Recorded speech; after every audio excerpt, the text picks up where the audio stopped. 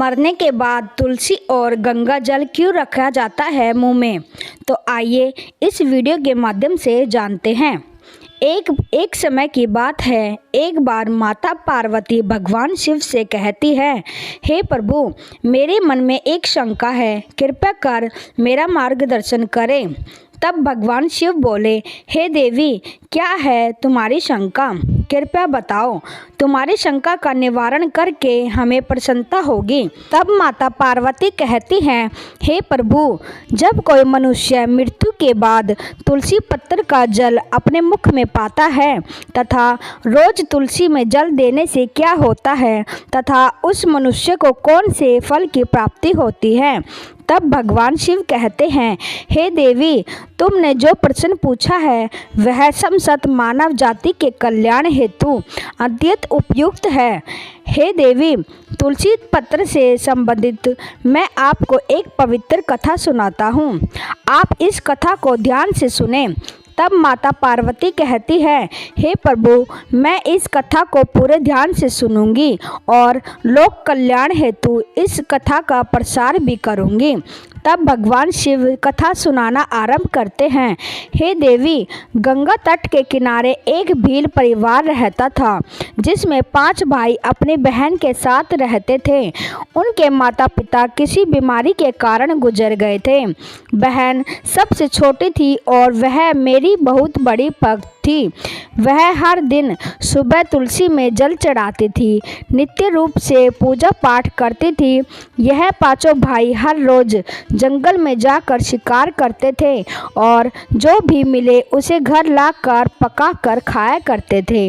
उनका यही नित्य काम था और बहन घर के सभी काम करके भाइयों की सेवा करती थी, उनके लिए खाना बनाती थी। फिर एक दिन उसका हाथ एक चाकू से मछली को काटते हुए कट गया और उसके हाथ से खून बहने लगा। तो उसने जब उस रक्त की दीवार से पोंछना चाहा तो सोचा कि अगर भाइयों को इस बात का पता लगा तो उन्हें बहुत कष्ट पहुंचेगा। अगर कपड़ों से पोंछ लूँ तो वह भी उनकी नज़रों से नहीं बच सकता है। इसलिए उसने उस रक्त को मछली में ही डालकर मछली को पका लिया और जब रात को भाइयों ने मछली को खा लिया तो वे भाई उंगलियां चाटते ही रह गए। उन्हें वह खाना बहुत पसंद आया। फिर सबसे बड़े भाई ने बहन से पूछा कि आज खाने में क्या मिलाया है जो इतना स्वादिष्ट बना था, तो उसने कुछ भी नहीं बताया। फिर अगले दिन खाने का स्वाद पुराने जैसा ही था। इसलिए बड़े भाई ने बहन को कसम दिलाई कि उसने खाने में क्या मिलाया था। तब बहन ने अपने हाथ के रक्त के बारे में अपने भाइयों को बता दिया। तब बड़े भाई के कुटिल दिमाग में एक बुरा ख्याल आया कि क्यों ना हम अपनी बहन को ही मार कर खा जाए, क्योंकि उसके रक्त की चंद बूंदें ही इतनी स्वादिष्ट थी कि फिर उसका मांस कितना स्वादिष्ट और मुलायम होगा। अगले दिन बड़ा भाई अपनी वह कुटिल योजना सारे भाइयों को बताता है और सबसे छोटे भाई को छोड़कर सारे भाई राजी भी हो जाते हैं। तब बड़ा भाई अपनी बहन की हत्या करने की साजिश करता है। दूसरे दिन वे सभी अपनी बहन की शादी कराने हेतु उसे दूसरे गांव चलने के लिए मना लेते हैं। फिर वे सभी अपनी बहन के साथ रास्ते की एक छोटी सी गुफा में ले जाकर उसे बांध देते हैं और उस पर बाणों से वार करना शुरू कर देते हैं। तभी उसने स्त्री ने मन ही मन ईश्वर से प्रार्थना करते हुए कहती है, हे प्रभु, अब आप ही मेरी रक्षा करें। तब एक चमत्कार हो जाता है। सबसे बड़ा भाई बाण तो चलाता है लेकिन उसका निशाना चूक जाता है और बार बार प्रयास करने के बाद भी उसका निशाना बार बार चूक जाता है। फिर दूसरे भाई भी एक एक करके बाण चलाते हैं और उन सभी का भी निशाना चूक जाता है। अंत में सबसे छोटे भाई को बाण चलाने को कहते हैं किंतु वह मना कर देता है। तब सभी भाई उसे ही जान से मारने की धमकी देते हैं। तो उसकी बहन स्वयं मुझसे विनती करती हुई बोली, हे प्रभु, अब आप मेरे छोटे भाई की रक्षा करें और मेरे प्राण ले लीजिए। ऐसा कहते ही सबसे छोटे भाई का बाण बिना निशाने के ही बहन के सीने को भेद जाता है।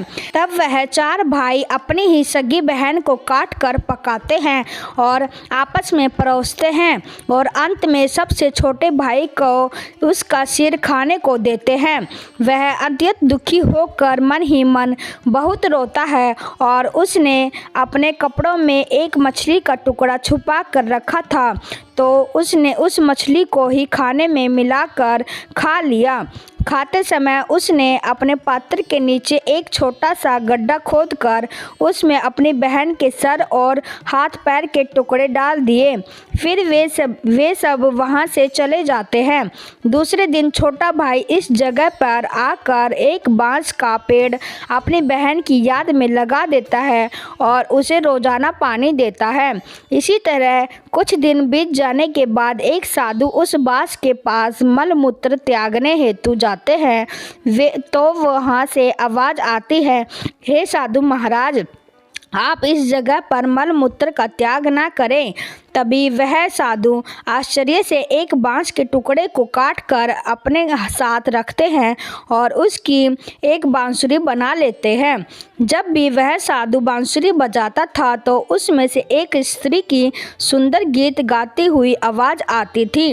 वह साधु उस बांसुरी को बजाते और द्वार द्वार जाकर भिक्षा मांगते, उसी से अपना जीवन यापन करने लगा।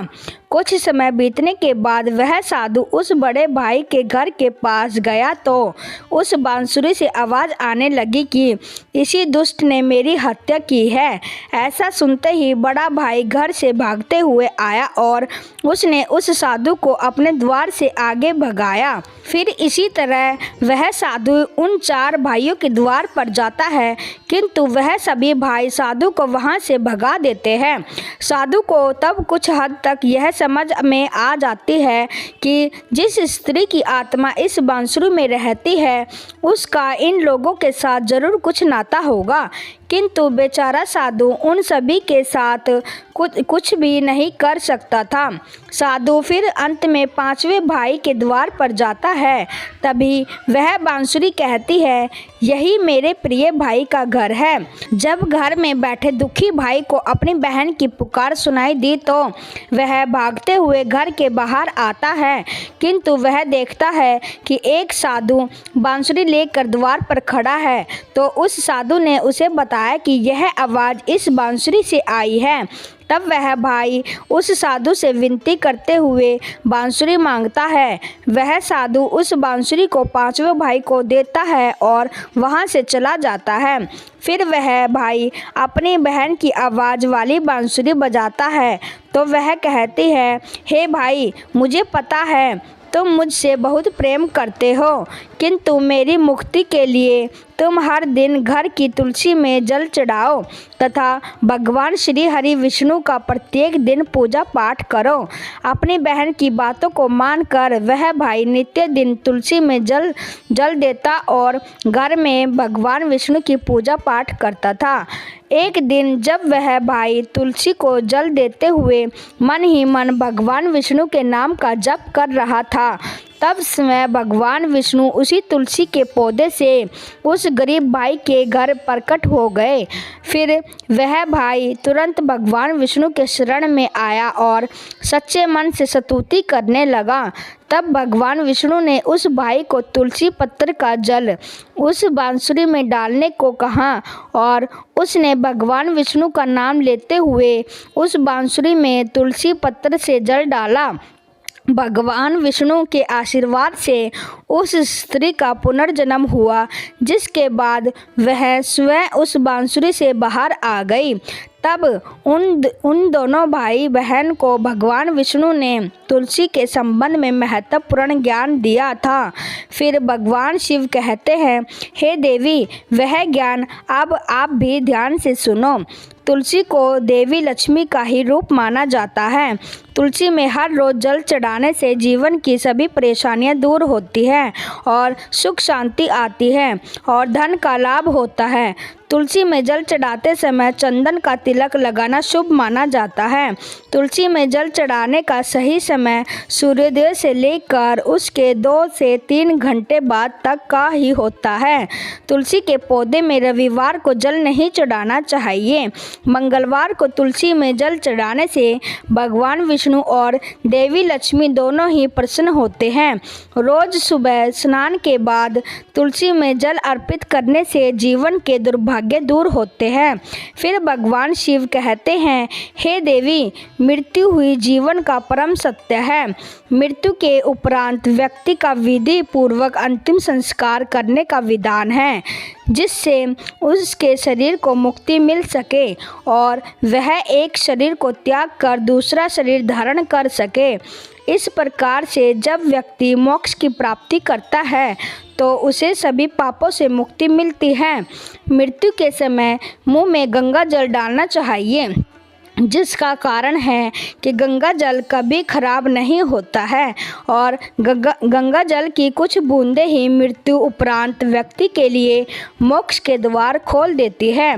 मृत्यु के समय व्यक्ति के मुख में गंगा जल डालने से उसे कई शारीरिक कष्टों से मुक्ति मिल जाती है और आसान मृत्यु मिलती है। यदि मृत्यु के समय व्यक्ति के मुंह में तुलसी की पत्तियां रखी जाती हैं तो मरने वाले व्यक्ति की आत्मा को भगवान विष्णु का आशीष प्राप्त होता है और संसार की मोह माया से मुक्ति मिलती है। वहीं शरीर के सारे कष्ट दूर हो जाते हैं और आत्मा सभी बंधनों से भी मुक्त हो जाती है। तुलसी के नाम से ही यमलोक में जो कष्ट देने वाले राक्षस हैं वह शांत हो जाते हैं और यह मार्ग आसान हो जाता है तथा मोक्ष मिलता है। इसलिए मोक्ष के लिए ही गंगा जल और तुलसी का सेवन मृत्यु के समय किया जाता है। हर हर महादेव। जय श्री हरि विष्णु। वीडियो अच्छी लगी तो एक लाइक ज़रूर करें। धन्यवाद।